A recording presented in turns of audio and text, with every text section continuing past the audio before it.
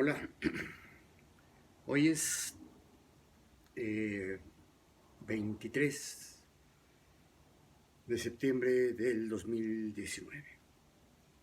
Y bueno, independientemente de que ayer hubiera sido el cumpleaños de mi mamá y antier el de mi papá, ya los dos fallecidos, eh, estamos a punto de entrar también a una semana difícil en términos de memoria política, digamos, ¿no?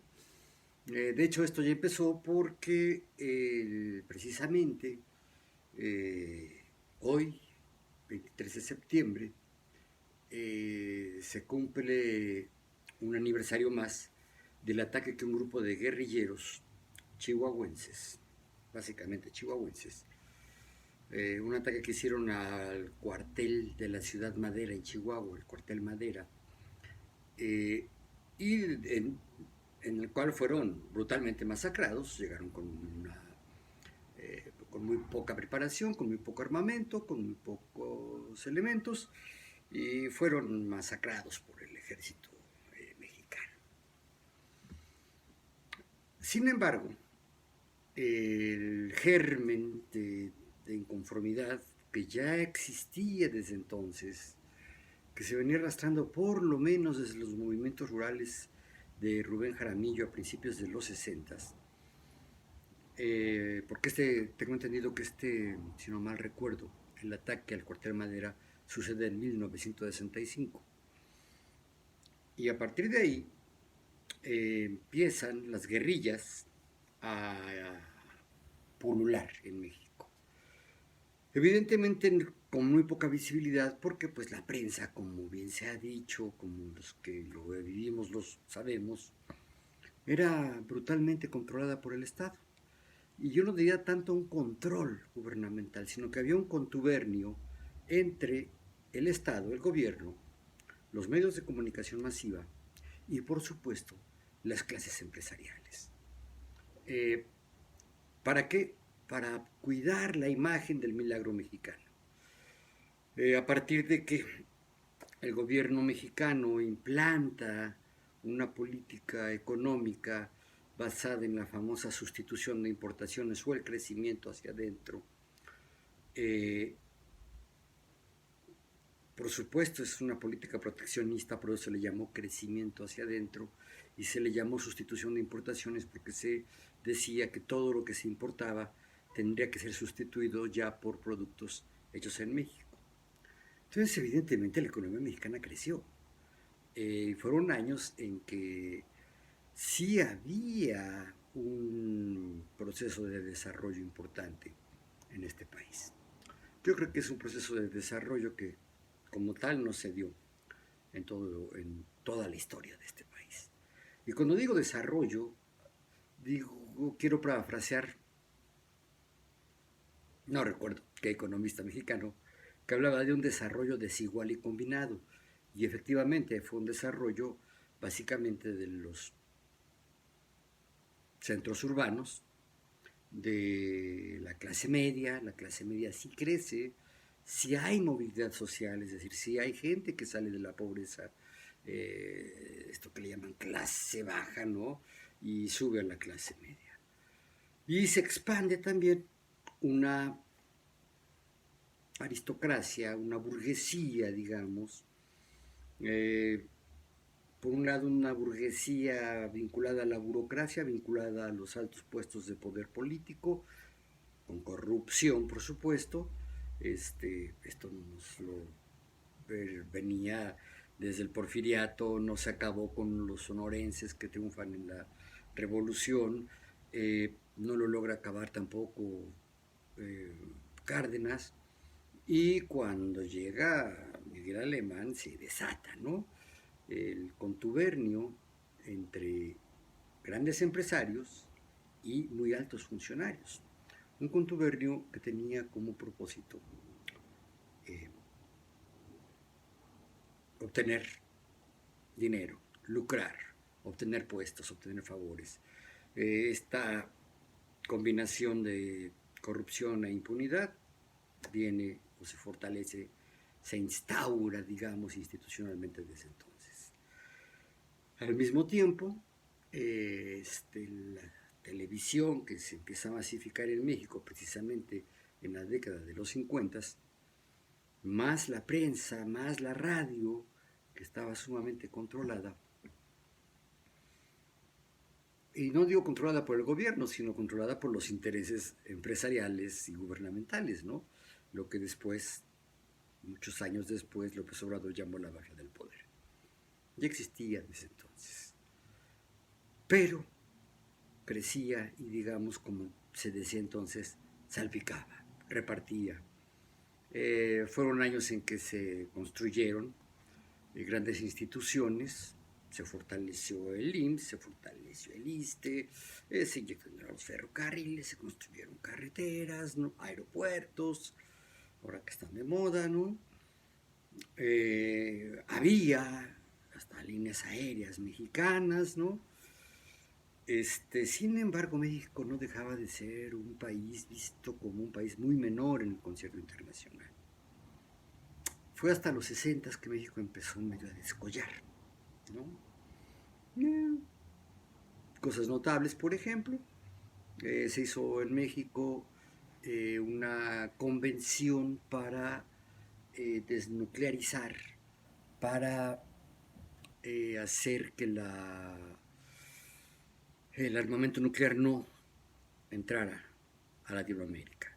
Y para ello se convocó, la Cancillería mexicana convoca a los gobiernos y por supuesto a los cancilleres de los países de América Latina y de América del Norte a firmar el famoso Tratado de Tlatelolco.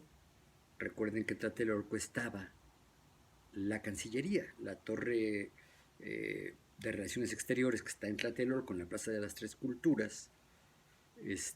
Fue el lugar donde se firmó este Tratado de Tlatelolco de no proliferación de armas nucleares en América Latina, y esto le valió a Alfonso García Robles el Premio Nobel de la Paz, junto con otros organizadores de esto. Pero bueno, fue el primer premio Nobel que se obtuvo para México. Gracias a las gestiones de López Mateos, se logra hacer que en 68 se hagan las Olimpiadas y en 70 el Campeonato Mundial de Fútbol. Y bueno, se inyecta dinero, hay construcciones, estadios, México, sí, digamos que empieza a ser ya se empieza a hacer de un prestigio internacional importante. Y bueno, sin embargo, adentro la represión estaba durísima. Eran años en que se prohibió el rock and roll, por ejemplo, en que se aplastaba por vía de la violencia cualquier intento de emancipación, de reivindicaciones estudiantiles. Y la violencia implicaba desde organizar a los grupos porriles, grupos de pseudoestudiantes que golpeaban a los estudiantes que querían organizarse para hacer algunos reclamos, reivindicaciones, protestas de cualquier nivel, hasta la utilización de los cuerpos represivos, los granaderos que antes andaban a caballo, ¿no?, en las calles de la ciudad golpeando gente. Se reprimía también a los maestros, hubo represión a los médicos que también pedían mejores condiciones en el sistema público de salud, es decir, la Secretaría de Salud, en el ISSSTE, en el IMSS. Se les encarcelaba, se les asesinaba, y claro, a los movimientos campesinos también. El caso, pues, es que este clima,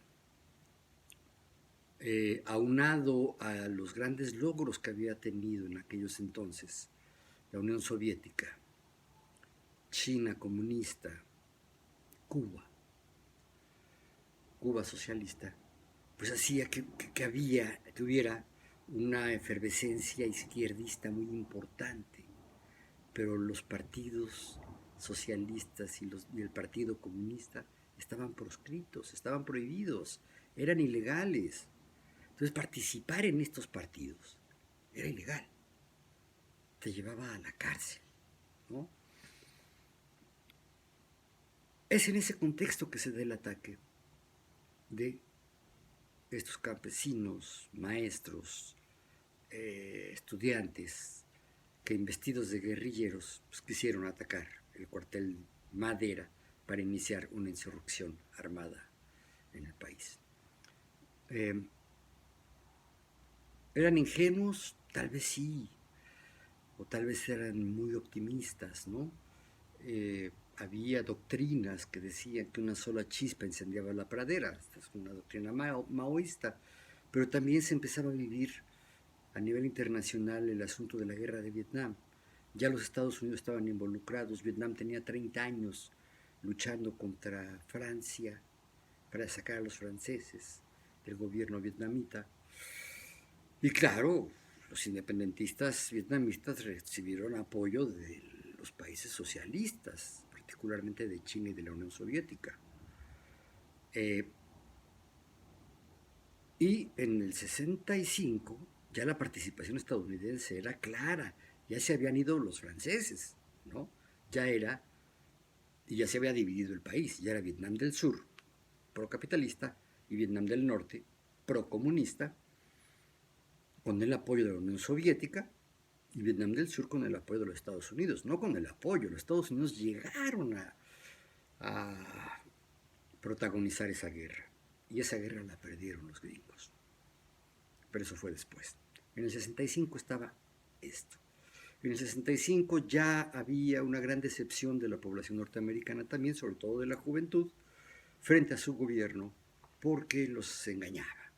Ellos veían que no había manera de convencerlos, sobre todo los estudiantes estadounidenses, de convencerlos de que estaba bien ir a defender el mundo libre al otro lado del mundo, ¿no? Ir a defender la democracia estadounidense ante una población analfabeta, campesina, un país básicamente rural, ¿no? Muy atrasado y muy lejos, ¿no? ¿Cómo es esto? Y no veían que en la realidad hubiera avances militares, ¿no? O sea, no era la intervención triunfante del ejército norteamericano. Estaban atorados, no podían con los vietnamitas. Entonces, sí se crea, sí se gesta esta idea. Vaya, tiene un caldo de cultivo propicio la idea de que por la vía de las armas era posible derrocar a un régimen represor y que a pesar de su progreso, a pesar de su desarrollo estabilizador, mantenían la pobreza a grandes capas de población, tanto en las ciudades, se hablaba de los cinturones de miseria, todas las grandes ciudades, que eran básicamente tres, México, Guadalajara y Monterrey, tenían sus cinturones de miseria, es decir, la periferia estaba rodeada de gente asentada en terrenos irregulares, en casas muy precarias, viviendo pobrezas terribles, ¿no? Y el campesino también vivía mal, vivía pobremente. Pero pues había la cultura popular que ensalzaba e incluso que una visión un tanto cristiana, digamos, franciscana, se veía en la pobreza casi como una virtud, ¿no? No era malo ser pobre. ¿Cómo estás? Jodido, pero contento. ¿Cómo vives? Pobre, pero honrado, ¿no? Así era. Así estaba muy difundida esta cultura. Es decir, había gente que estaba resignada a vivir así, pero había gente que ya no, que veían que era posible buscar un nuevo camino de desarrollo social, desarrollo histórico, y estaba en el socialismo, ¿no? Son los que atacan a Cuartel Madera y son los que después van formando distintos grupos de guerrilleros. Entre ellos, uno de los más famosos, la Liga Comunista 23 de Septiembre, que está integrada por los sobrevivientes del ataque al Cuartel Madera y por jóvenes, sobre todo jóvenes urbanos del norte, que se integran a esta liga y es la única guerrilla urbana que se dio en México. Todas las demás fueron guerrillas rurales, la de Lucio Cabañas, la de Genaro Vázquez Rojas, el famoso EPR, el Ejército Zapatista. Son guerrillas urbanas que por la vía de las armas pues tratan, si no de derrocar al gobierno, sí de tener un sistema de defensa, de autogestión y tal vez hasta de tener algún territorio, como sucedió hoy con el Ejército Zapatista de Liberación Nacional, que tiene su territorio, ¿no? Y ahí tiene su gobierno y tiene sus formas. No se declaran soberanos ni autónomos, pues porque son muy pequeños, ¿no? Pero pues los tratados de San Andrés Larrainzar que se firmaron para lograr la paz, la pacificación con ellos, ya en el sexenio de Zedillo, fue el trato al que se llegó, ¿no? De alguna manera tendrán su gobierno, sus usos y costumbres, sus propias leyes, ¿no? Y pues ahí háganse bolas en la selva, ¿no? Bueno, les estaba hablando yo de la guerrilla urbana. Se cumple hoy el aniversario del ataque al cuartel Madera y por supuesto es el antecedente de la Liga Comunista 23 de septiembre. La Liga Comunista 23 de septiembre se hace famosa porque adopta como método de lucha el secuestro de gente muy acaudalada, de grandes empresarios, de gente importante, para pedir rescate y con esos rescates financiar su movimiento, financiar su armamento, financiar su guerra, su guerrilla, ¿no? Yo sí soy de los que estoy convencido de que era gente honesta y gente muy valiente, porque enfrentar a un estado represivo como el de primero López Mateos, que sí fue un estado represor, luego el de Díaz Ordaz, que fue un gobierno genocida, ¿no? Criminal, ¿no? Y luego a Luis Echeverría, que había sido el secretario de Gobernación de Díaz Ordaz, pues sí se necesitaba valentía. Un día, creo que acaba de suceder también de la efeméride, ¿no? Tratan de secuestrar al que era el más prominente o más famoso por lo menos empresario regiomontano, don Eugenio Garza Sada. Líder y prócer y patriarca de muchos de los empresarios regiomontanos. Y en el intento de secuestro muere don Eugenio Garza Sada. Hay dos versiones. La versión del comando que lo quería secuestrar dice que lo asesina uno de sus guardaespaldas. Ya los funcionarios, los altos funcionarios y los empresarios importantes andaban en vehículos blindados y con guardaespaldas bastante bien armados, ¿no?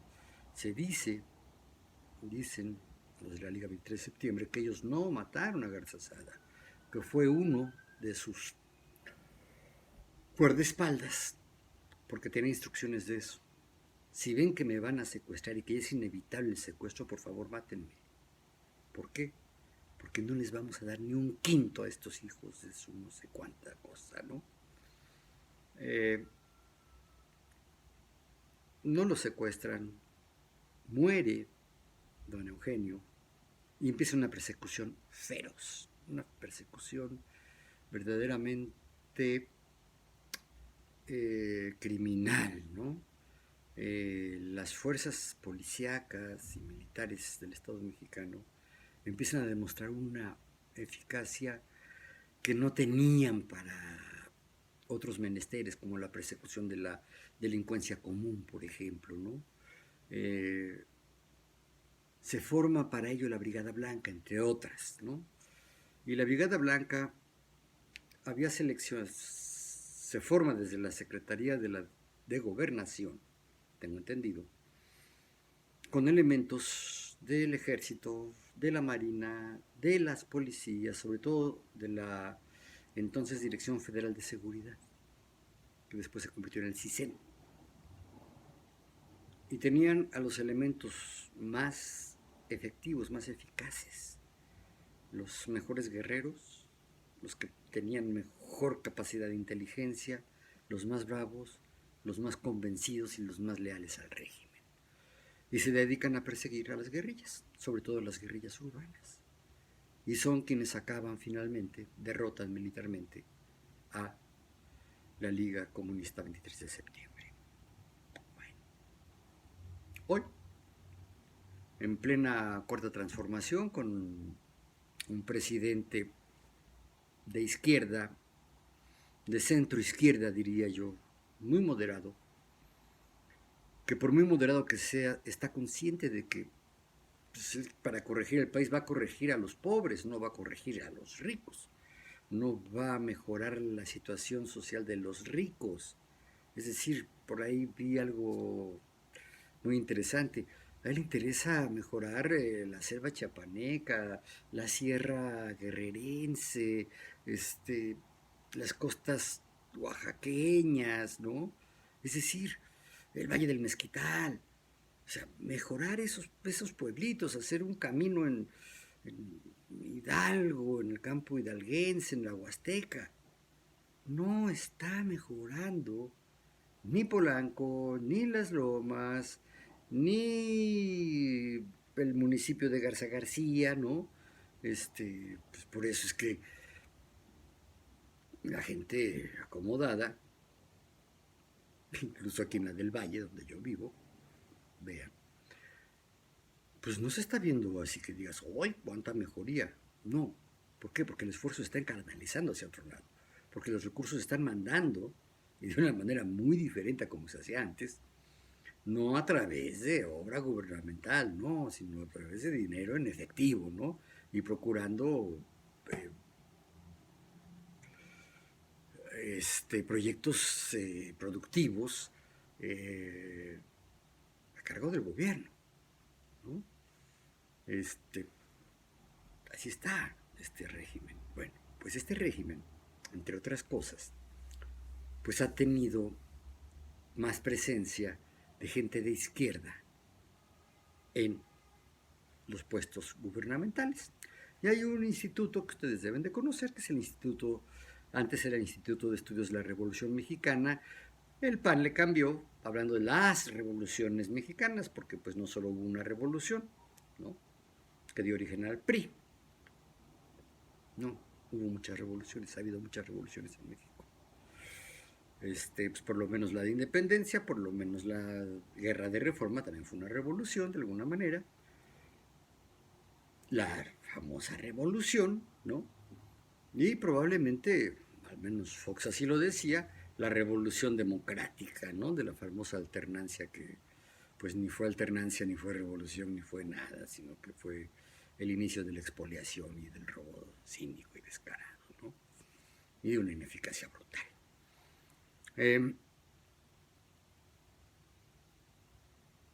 Pedro Salmerón, director del Instituto de las Revoluciones, de Estudios de las Revoluciones Mexicanas, se le ocurrió calificar de valientes a los integrantes de la Liga 23 de septiembre, entre ellos a los que realizaron el intento de secuestro de Garza Sada y que son sospechosos de haberlo asesinado, ¿no? En todo caso, de haber provocado un acto en el cual don Eugenio fue muerto. Bueno, poco pretexto necesita la oligarquía, la oposición política, estos que quieren ser contrapesos a quienes con buen tino humorístico López Obrador llamó las ternuritas. Estos ternuritas pusieron el grito en el cielo. ¿Cómo se atreven a llamarle valiente a un grupo de asesinos? Aguanten tantito. Asesinos los que estaban en el gobierno, porque los desaparecidos empezaron desde aquel entonces. Había mucha gente desaparecida. Yo conocí a un tipo que fue comandante de la Brigada Blanca, ¿no? Muchos años después, o sea, ya en el Foxato, en el 2000 y feria. Y sin platicarme mucho, porque hasta la fecha tienen reservada su información, me hizo ver la eficacia brutal que tenían y me dijo, sí, pues, de alguna manera me confesó que efectivamente, que en México también practicaron lo que se practicó en las dictaduras sudamericanas, Pinochet, Videla, Stroessner, este,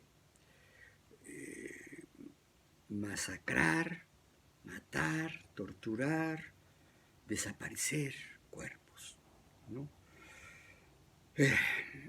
Mucho se habla de Iguala con el asunto de los estudiantes de Ayotzinapa y mucho se culpa a ese cuartel, no a los soldados que están ahora, sino a los que estaban entonces, en el 67, 68, 69, 70, 71, 72, que sí, agarraban guerrilleros, ¿no? O sospechosos de participar en la guerrilla, de ser simplemente de izquierda, y los montaban en un helicóptero o en un avión, volaban, ¿no?, hacia el Pacífico, y de repente nada más era un empujoncito, los dejaban caer al mar, ¿no? Vivos o muertos. Las fosas sépticas, ¿no? Fosas sépticas, perdón, fosas comunes, las fosas comunes donde enterraron a cientos, tal vez miles de cadáveres, ¿no? Sobre eso hay silencio. ¿Quién fue? Pues evidentemente fue el Estado a través de sus Fuerzas Armadas, en particular la Brigada Blanca. Recuerden que existió la policía de Durazo aquí en el Distrito Federal, ¿no? Y también Durazo era especialista en eso, en desaparecer gente, en desaparecer delincuentes. Primero los mandaba a robar con la protección de la policía, y ya que él se cansaba de ellos o que ellos querían rebelarse o hacían un acto por voluntad propia, los desaparecía. Hubo un escándalo, ya no me acuerdo en qué año fue, cuando encuentran montones de cadáveres de colombianos en el Río de los Remedios, ¿no? Pues eran robacasas que trabajaban al servicio de la policía de Durazo. Y de esto hay confesiones, ¿no? Entonces, híjole, estudiantes bien avenidos, estudiantes de clase media que se meten a la guerrilla y que quieren cambiar el régimen, un régimen represorio, un régimen injusto, exponiendo su propia vida, a mí me parece que sí son valientes, ¿no? Lo que también se olvida a la hora de hacer estas descalificaciones, ¿no? Y que de alguna manera son el motivo por el cual Pedro Salmerón, un excelente historiador, renuncia a la dirección del Instituto de Estudios de las Revoluciones de México, se les olvida este análisis. Ya para esas fechas, cuando matan a Eugenio Garza Sada, el enfrentamiento entre los grandes grupos empresariales y el gobierno era muy fuerte. Un enfrentamiento soterrado, porque a pesar de ser aliados, digamos aliados de clase, digamos ser copartícipes en un proyecto político de corte capitalista, ¿no? A pesar de eso, ya empezaba la presión de los grupos empresariales sobre el Estado. Ya había fuga de capitales. La gente rica sacaba su dinero del país. ¿Para qué? Para quebrar la economía nacional. Para obligar al gobierno a abandonar toda política de beneficio popular y que se empezaran a adoptar las cosas que ya, francamente, empezaron a realizarse desde Salinas de Gortari hasta el sexenio pasado. Es decir, a política gubernamental enfocada a favorecer en la realidad y bajita la mano, por fuera de las leyes, a los grandes grupos empresariales, con donaciones de impuestos, autorización para la explotación de áreas reservadas a la nación, como el petróleo, como las aguas, como el espacio aéreo, como las costas, como el mar territorial, ¿no? Todo esto empieza en aquellos años, y cuando viene el asesinato de Garza Sada, es un momento en que las tensiones entre los grupos empresariales y el gobierno mexicano adquiere un carácter prácticamente explosivo. Recuerden Agualeguas. Agualeguas es un pueblito en Nuevo León, de donde se decía originario Salinas de Gortari. Y Salinas de Gortari es quien empieza a orientar la política gubernamental hacia el beneficio, hacia la protección y a permitir los actos de corrupción de los gobiernos en contubernio con los grandes empresarios. A partir de ahí se da la existencia de esta tríada que yo le decía, la trinca infernal, le decía yo, un empresariado voraz y poco emprendedor, un gobierno corrupto e ineficiente y una ciudadanía abúlica, poco informada y manipulada. Eso empieza a suceder desde entonces. Y hoy parece ser que nos estamos yendo hacia un rumbo distinto, y de ahí el encono brutal, de ahí las falacias, las calumnias que vienen de los medios masivos de comunicación. Hoy parece ser que los grandes informadores ya no son los reporteros que escribieron una nota informativa, no, son los opinadores. Suponíamos que con la llegada del nuevo régimen, de esto que le llaman la cuarta transformación, yo no sé si lo vaya a hacer, pero bueno, con el régimen de López Obrador, iba a haber una reanimación de una información objetiva, seria. Cuando digo objetiva, no quiero decir neutral, sino apegada a los hechos. Pero resulta que no. Resulta que tanto en la prensa como en la televisión como en el radio, los que están ofreciendo la información son los opinólogos, son los que escribían artículos de opinión, editoriales. Entonces, hoy los que se dicen periodistas, ojo, se dicen periodistas, son personas que tienen otra formación, son economistas, son sociólogos, son historiadores, son abogados, ¿no? Que escriben en los periódicos y opinan con base en ciertos datos y con base en muchas suposiciones, y lo peor, con base en muchas mentiras, ¿no? Hemos visto una danza incesante hasta ahorita de estos comentócratas, que se les llamó también porque tenían el poder del comentario, que van de una estación a otra, de la prensa a la televisión, de la televisión al radio, y no pueden estar. Y no es por intervención del gobierno, sino porque simplemente han estado perdiendo credibilidad.